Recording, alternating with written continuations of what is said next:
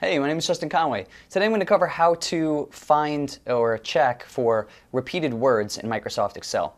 If you have a long-running document, Excel documents are usually full of lots of data, and you want to search for something specific. Let's say, there was a certain word that would lead you to a product code that you're looking for, or something like that. And obviously, big Excel file, you want to just find those different areas where that information lives.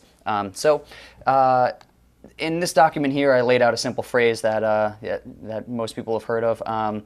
Let's search for something easy that's going to come up a lot of the times, like the word the.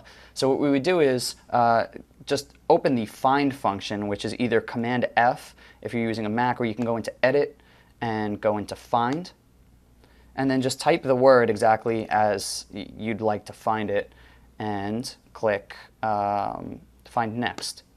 And it'll actually move the cursor or the selected cell to all of the areas where that word has been found. You can search within the sheet, the workbook, by rows. You can match case. Many different options here to sort of hone your results, and you'll be able to find something specific that you're looking for. That's the easiest way to find repeating words in Microsoft Excel. It'll apply across cells or even within cells if you set it up that way. And that'll help you find the information you're looking for. My name is Justin Conway. Thanks a lot.